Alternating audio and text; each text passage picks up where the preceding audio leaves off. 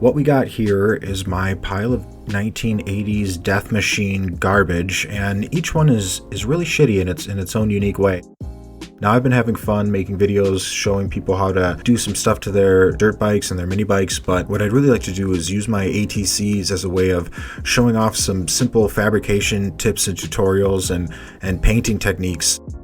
If that's something that you're interested in, hit the subscribe button. I got a ton of tutorials coming, so let's look at these one by one and kind of get an idea of just how bad it is, and let me tell you, it's pretty bad. So let's start with the one that's the farthest along. Here we have my ATC 110. When I got this, it had a bad motor and pretty much a bad everything. So I stripped it down to just the frame and put a new front tire on it and new tubes in it. And I had the motor rebuilt by someone with a high compression piston.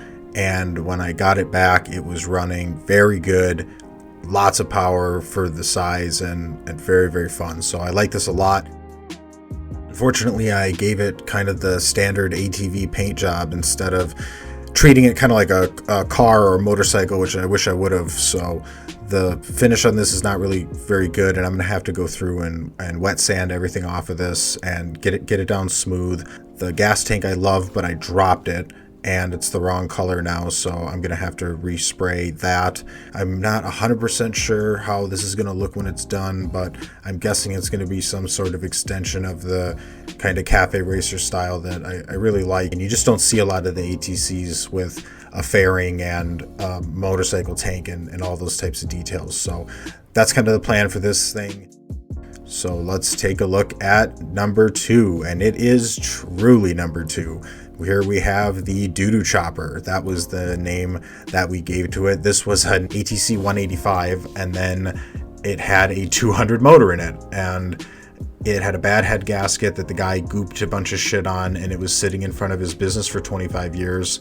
And I saw it on Facebook Marketplace, and I absolutely had to have it. It was just exceptionally stupid, and I would like to crank that stupid level up quite a bit. I'm a huge fan of the Japanese Bosozoku style motorcycles and their cars, and that's just some Willy Wonka shit that I'm super into.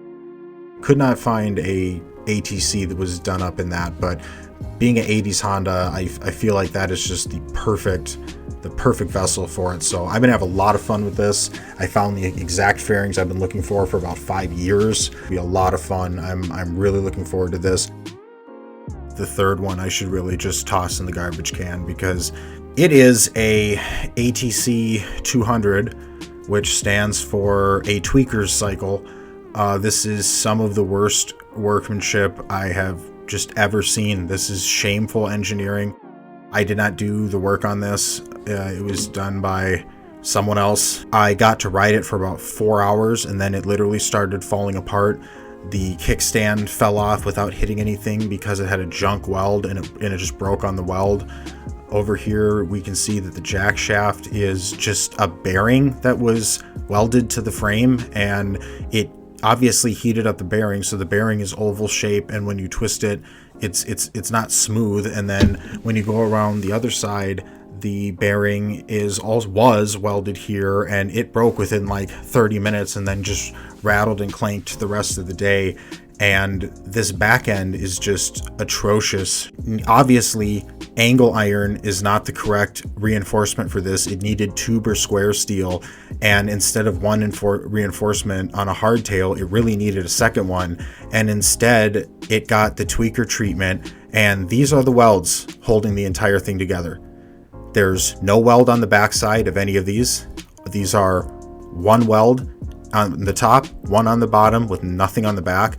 It's incredibly irresponsible. The welds are very poorly done, and there is no reinforcement on the back. It's completely crazy to me. 4 hours of driving, and the pieces were bent out in both directions. Right here, the piece that holds the jack shaft was 2 pieces of scrap welded together. They couldn't even use a single piece. They had to weld 2 pieces together. It's just a joke. This whole thing is a joke.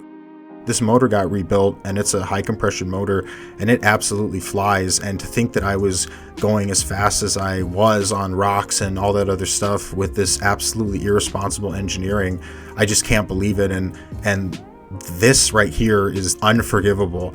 Using 2 pieces of scrap for the only support is unforgivable, and the fact that only one side was welded, shame on the person who did this fabrication work, and shame on me for giving them money instead of just buying a welder and trying it out like I ended up doing anyway. This is just ridiculous. We got Big Gertha, we got the doo-doo chopper, we got the Hot Rod 110. I know this video isn't super exciting, but this is a great before video, and hopefully that you learn something. So like for future updates on these turds, subscribe, and to the dude who ruined Big Gertha, suck a deezy. Your attitude is as bad as your craftsmanship. Get fucked, bruh.